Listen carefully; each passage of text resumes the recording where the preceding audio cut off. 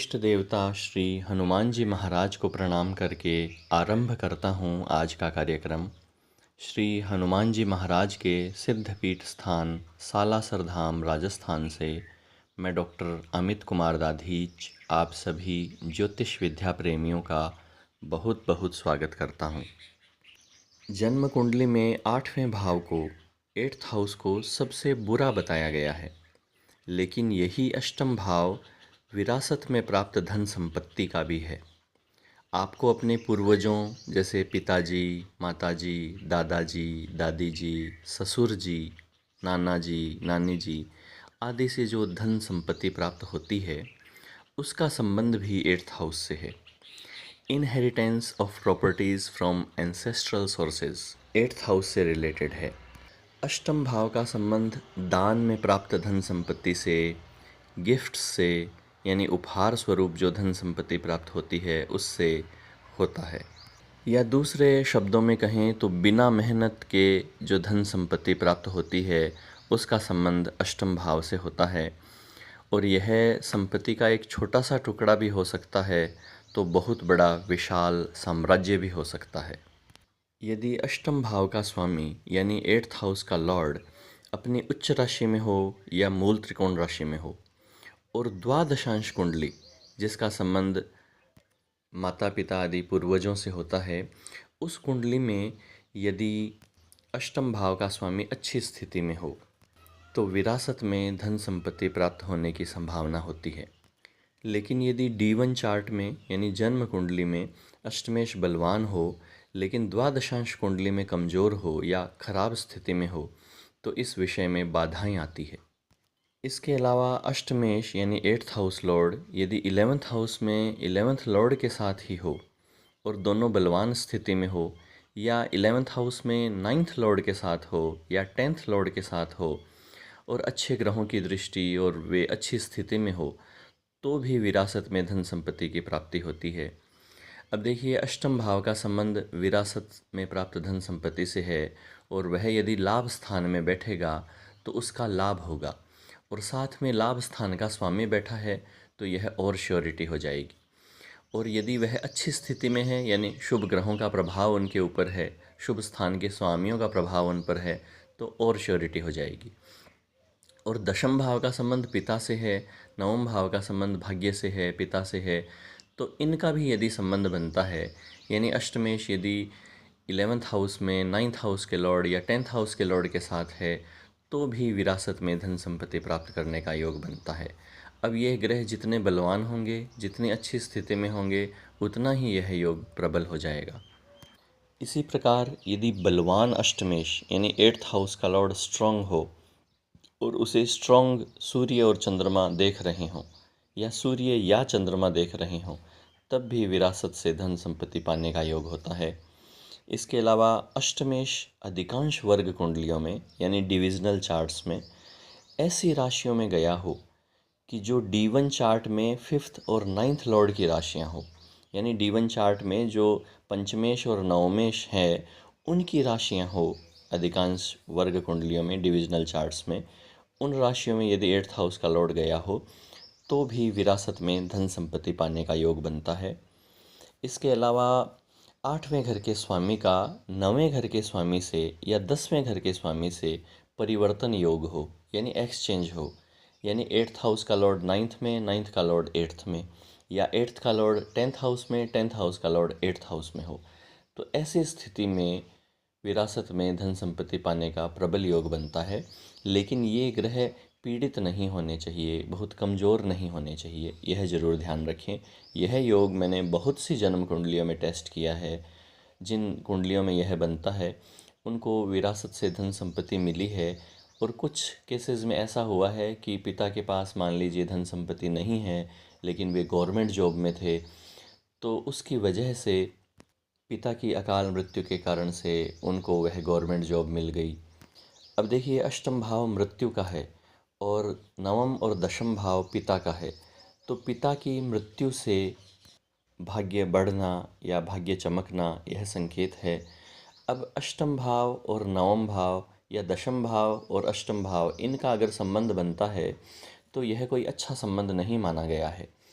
अब देखिए, पिता की मृत्यु से और भाग्य का जागना, तो यहाँ एक दुख भरी बात साथ में शामिल है, लेकिन साथ में ये है कि उसके बाद में व्यक्ति का भाग्य उदय भी हो जाता है।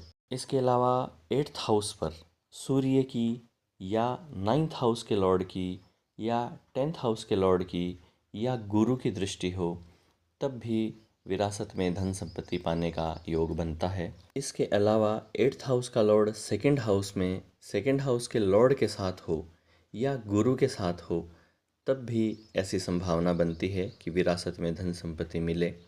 इसके अलावा यदि 8th हाउस के लॉर्ड का 11th हाउस के लॉर्ड से दृष्टि संबंध हो, दोनों एक दूसरे को देख रहे हों, लेकिन यह दोनों ही अच्छे स्थानों में बैठे हों, तब भी विरासत में धन संपत्ति पाने का योग है।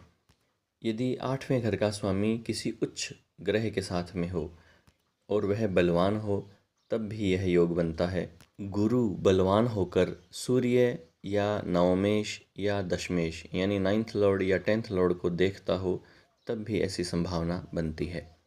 अब देखिए, गुरु जो है वह धन कारक बताया गया है, यानी 2nd हाउस का और 11th हाउस का कारक है, धन का कारक है। और वह जब बलवान होगा और सूर्य को देखेगा या 9th हाउस या 10th हाउस के लॉर्ड को देखेगा, जिनका संबंध पिता से होता है, तो पैतृक संपत्ति पाने का योग बनता है।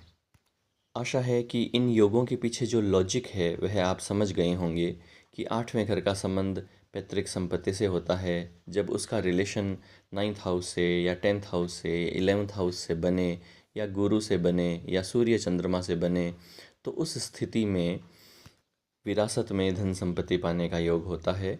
और ये ग्रह जितने बलवान होंगे, शुभ युत दृष्ट होंगे, द्वादशांश कुंडली में अच्छी स्थिति में होंगे, उतना ही यह योग प्रबल होते जाएंगे।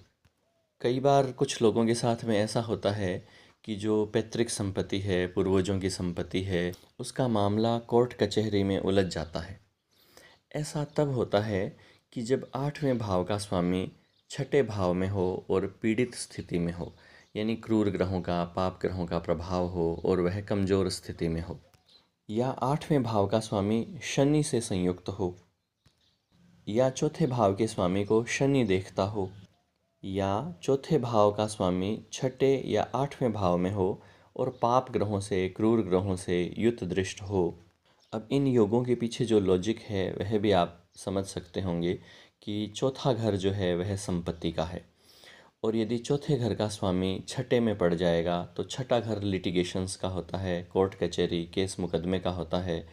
और वह यदि क्रूर ग्रहों के, पाप ग्रहों के प्रभाव में होगा तो निश्चित ही संपत्ति पाने में परेशानियाँ आएंगी, लिटिगेशंस होंगे, कोर्ट कचहरी, केस मुकदमे हो सकते हैं।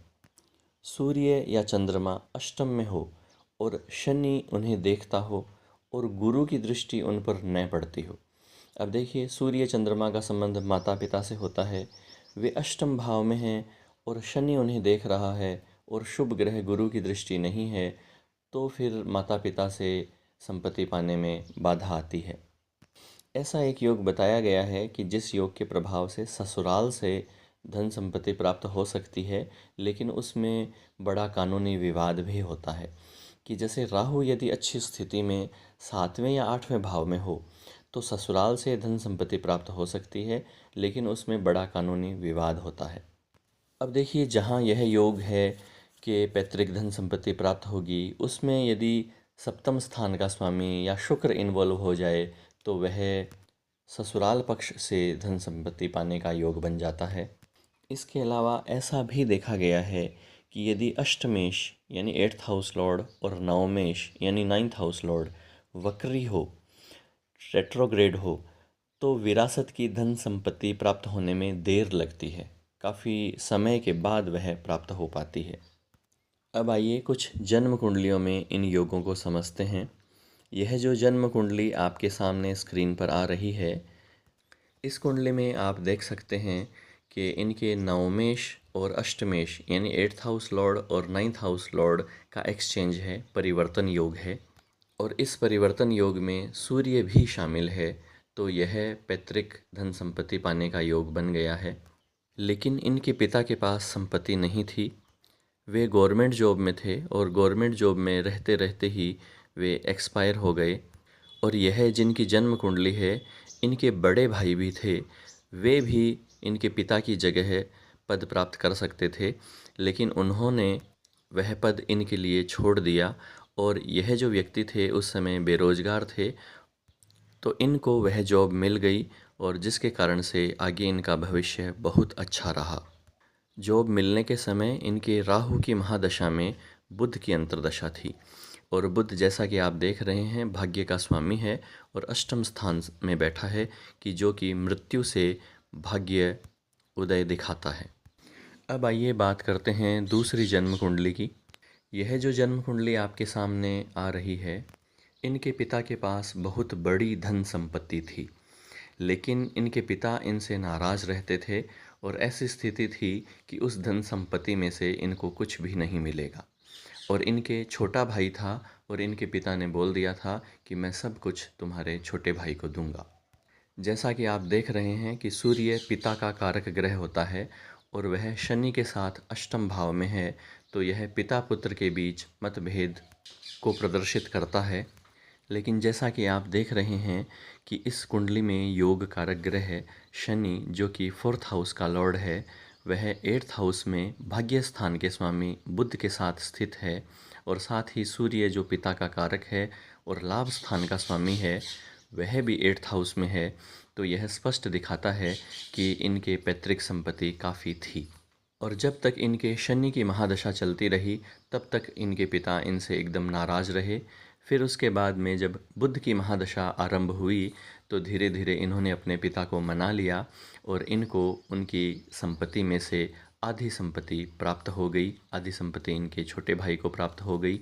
और इस कुंडली में भी आप देख सकते हैं कि अष्टमेश और नवमेश का, एट्थ हाउस लॉर्ड और नाइन्थ हाउस लॉर्ड का परिवर्तन योग है, तो इनको भी पैतृक धन संपत्ति पाने का योग बनता है। अब एक जन्म कुंडली और देखिए। इस कुंडली में आप देख रहे हैं कि एट्थ हाउस में बृहस्पति स्व राशि के बैठे हैं और शुक्र उच्च राशि के बैठे हैं। और शुक्र जो हैं वह टेंथ हाउस लॉर्ड भी हैं। तो यहाँ आप देख सकते हैं कि अष्टमेश का टेंथ हाउस के लॉर्ड के साथ संयोग है एट्थ हाउस में। और ये दोनों ही शुभ ग्रह हैं और कोई पाप ग्रह का, क्रूर ग्रह का प्रभाव इन पर नहीं है। तो यह स्पष्ट दिखाता है कि इनको भी बिना मेहनत की धन संपत्ति प्राप्त होगी। तो इनके साथ ऐसा हुआ कि यह एक सामान्य मध्यम वर्गीय परिवार में पैदा हुए, लेकिन इनको इनके किसी बहुत बड़े धन संपत्ति के मालिक रिश्तेदार ने गोद ले लिया, जिसके कारण यह बहुत बड़ी धन संपत्ति के स्वामी बने। ज्योतिष के फल दीपिका ग्रंथ में लिखा है कि यदि नवम स्थान में चर राशि हो और वह शनि से युत या दृष्ट हो और व्ययेश बलवान हो, तो ऐसे व्यक्ति किसी के यहाँ गोद जाते हैं। तो इस तरह का योग इसमें काफ़ी हद तक बनता है। अब एक अंतिम कुंडली के बारे में और बात करते हैं। यह जिनकी जन्म कुंडली है, इनके सौतेले भाई यानी स्टेप ब्रदर्स ने और कज़न्स ने एक षड्यंत्र करके इनकी पैतृक संपत्ति का हिस्सा किसी विदेशी बैंक में गिरवी रख दिया और वह धन संपत्ति बहुत बड़ी मात्रा में थी। यह बहुत पुरानी बात है, 1950 के आसपास की। तो यह जिनकी जन्म कुंडली है, इन्होंने इसके विरुद्ध मुकदमा दायर किया। उस समय इनके शनि की महादशा में केतु की अंतर्दशा चल रही थी और वह मुकदमा 24 साल 24 ईयर्स चला।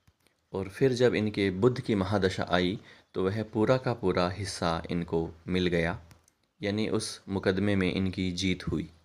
यहाँ आप देख सकते हैं कि अष्टम स्थान में उच्च का बृहस्पति है और इस बृहस्पति का धन स्थान के स्वामी और धन स्थान में बैठे शनि से दृष्टि संबंध है। तो यह पैतृक संपत्ति का योग बनाता है। लेकिन यह बृहस्पति वक्री है, जो कि पैतृक संपत्ति मिलने में देरी होने का संकेत बताता है। साथ ही शनि से दृष्ट होना भी इसकी शुभता में कमी लाता है। और यदि चतुर्थ भाव का स्वामी अष्टम भाव में हो और क्रूर ग्रह से युत दृष्ट हो, कि जैसा कि यहाँ गुरु शनि और राहु से दृष्ट है, तो वह धन संपत्ति प्राप्त करने में, पैतृक धन संपत्ति प्राप्त करने में लिटिगेशंस यानी कानूनी परेशानियाँ उत्पन्न करता है। शनि की दशा में यह परेशानियाँ रही, क्योंकि शनि फोर्थ हाउस को भी देख रहा है, फोर्थ हाउस के लॉर्ड को भी देख रहा है और जब बुध की महादशा आई तो उन्हें यह पैतृक धन संपत्ति मिल गई। बुध केंद्र में होने से उसका नीच भंग तो हो ही गया है, साथ ही गुरु की पूर्ण दृष्टि उस पर पड़ रही है। यानी चतुर्थ स्थान में स्थित ग्रह और चतुर्थेश से दृष्ट और चतुर्थेश उच्च का, तो यह बुध की महादशा इनके लिए अच्छी रही। आशा है कि ये कॉन्सेप्ट आपको अच्छी तरह समझ में आया होगा। आज के लिए इतना ही। नमस्कार।